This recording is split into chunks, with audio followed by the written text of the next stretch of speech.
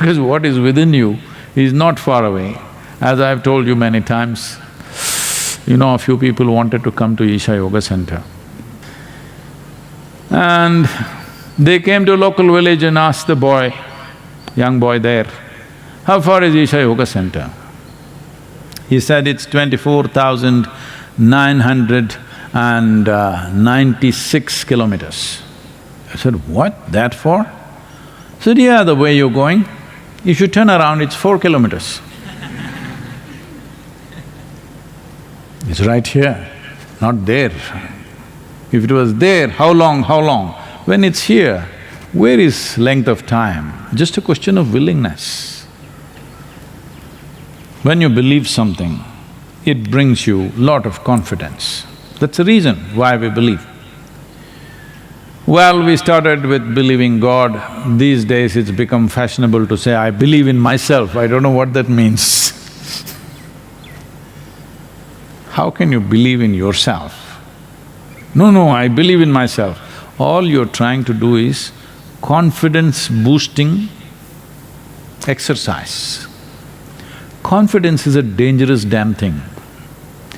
Most stupid things in the world are done because somebody is confident without any clarity about it. Most idiotic and disastrous things are done by people who have confidence without clarity. And they're usually believers. Either they believe in that or this or that or something. Essentially, belief means you're fundamentally dishonest. You're not willing to see, I do not know. Well, somebody believes and their life is wonderful, their life may be wonderful because they're devoted to something. It may be a deity, it may be the temple.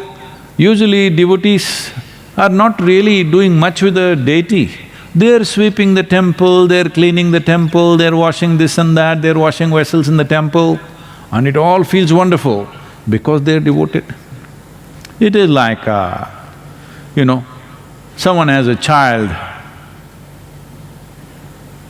little baby, oh, they're so devoted to this little child. Everything is beautiful, changing the diaper is beautiful, wiping the shit is beautiful, everything is beautiful. Yes, it is. Not because shit is beautiful, simply because you're devoted. That's why everything is feeling beautiful. That is the nature of devotion. Whether it's a child or a temple or a god or a deity or a tree, it doesn't matter what. If you are devoted, your devotion will make everything beautiful because devotion is the sweetest emotion you can nurture within yourself. When your emotion is so sweet, what does it matter? You ate well, you did not eat well, you slept well, you did not sleep well, nothing matters. Everything is beautiful. This is the power of devotion. So with belief system, if you're trying to build devotion, fine, but devotion is just one step. There is no need to create another intermediate step because that intermediate step can be hugely misleading. When you believe you become right, others become wrong. A devotee never thinks like that. A devotee is never right. He knows he doesn't know a damn thing, but he just knows I'm devoted, that's all. And that is the power of devotion, that you transcend all the limitations of your own logic simply with the power of devotion, and life becomes extraordinarily beautiful. It is not that you know a thing, you may not know a thing, but it doesn't matter because the power of devotion is beyond the power of knowledge. It is. So that is not coming from your belief system, that is because your heart has melted for something. Doesn't matter what it is. It may be a child, it may be a husband, it may be a wife, it may be a tree, it may be a cause, it may be anything. But you're devoted to something. And it is best that you devote yourself to something which doesn't change much shape and form. See, you just got married, you are very devoted, But after 3 days, because what you devoted yourself to and this creature are two different things. So that is why it is best to devote yourself to a deity unchanging. Yes, it's a fantastic tool, I'm not making a joke out of it. It's a fantastic tool because it fixes one significant dimension of who you are, that is your emotion. People think they are intellectual, they are not. They're largely emotional. Emotional means they may not be dripping with love, they're angry, they're anxious, they're agitated, this is all emotion. Emotion gone bad. If you just become devoted, all these things are gone, just sweetness of your heart all the time. So devotion has that power. Do not misunderstand devotion to believing something. Believing something means you made up something in your mind and make it like a reality. No, that's not devotion. That leads to fanaticism. What is the difference? There is a big difference. One happens in your head, another happens in the level of your emotion. One is made up in the thought process, another is not made up in the thought process, it's just the way you feel. It need not be right, it need not be wrong. Devotees don't care whether something is right or wrong, all they know is they are devoted. This gives them a sense of freedom and lets them fly over all the bad terrain in their life. Yes, they don't touch any aberrations, they just fly over everything, simply because the sweetness of emotion has the power to do this. And even today, though people think and claim that they are very intellectual, still emotion is the strongest dimension in most human beings.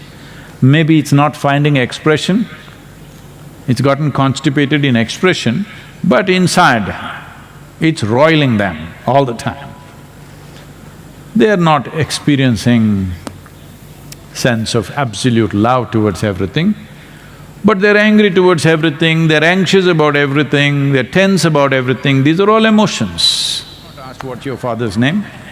When I wanted to marry my wife, I didn't ask her, what is your father's name? My father was shocked that you don't know her father's name and you're marrying this girl. I said, I'm just marrying the girl. So, there are certain people who wants to know father's name, how much wealth he has, what is his financial status and social status, because they're marrying something else. So, we have to unwind the silly education that's gone into your head, that always you must be number one, number one, number one. Number one, you must also be the number one to go. Yes, if you always think everything is a race, life itself is a race, of course you must hit the finish line first. This is very important that we unwind this tension we have created in our head. We want to be number one. If I sit here with my eyes closed for 10 minutes, they all may go away. They may eat up my food. Competition all the time. This has to go down. If we have to behave sensibly in a situation like this has to go down. In everything, people think they have to be one up. This happened. Outside the labor ward, a few men were waiting because their wives were in labor in a major hospital. Shankaran Pillai also in the waiting, his wife also. So, the nurse came out and went to a certain man and said, "Sir, Mr. Thompson, you have a very healthy young boy born to you." So that man became very happy. Shankaran Pillai looked at him and said, "What the hell, I came here ahead of him. You deliver a baby boy for him, I came here ahead of him." That's not how life works. You know, there is a whole culture growing in the world where people go about saying, I love the entire humanity, but I can't stand the next human being who's sitting here. It's very easy to love God, for example, because He never comes and sits at dinner table with you. Maybe you may take His name, but if He sits at the dinner, then there'll be problem. Because He never comes, even what you offer, you are very clear, only you get to eat it. Yes, yes. If you start eating, the offerings will poof. I must tell you, this happened. This is a interfaith beggars association.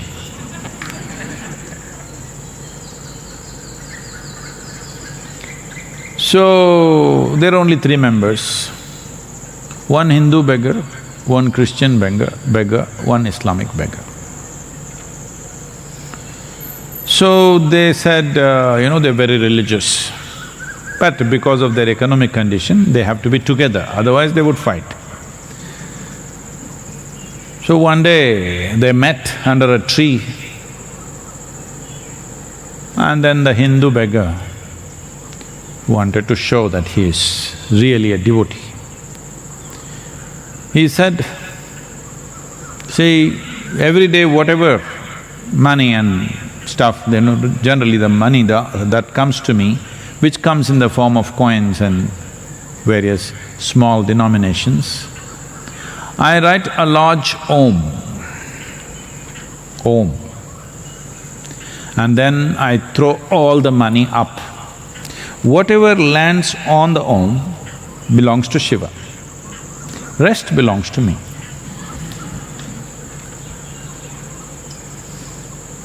I am a real devotee. Om is, big tail and this one, all that. The Muslim beggar said, I also do something similar, but for us, the sacredness of the moon is in the first day moon, which is a thin sliver. I draw the picture of a thin, the first day moon, then I throw the money. Whatever lands on the moon belongs to Allah, rest belongs to me.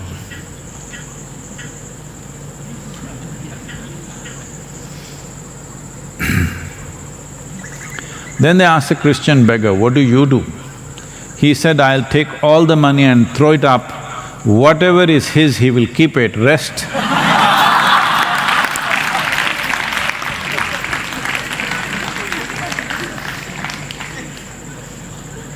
Like this. It's easy to love a wild bird which is dancing, which is beautiful, because it doesn't ask anything of you.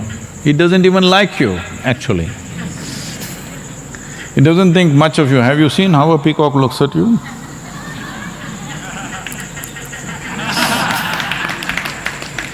He doesn't think much of you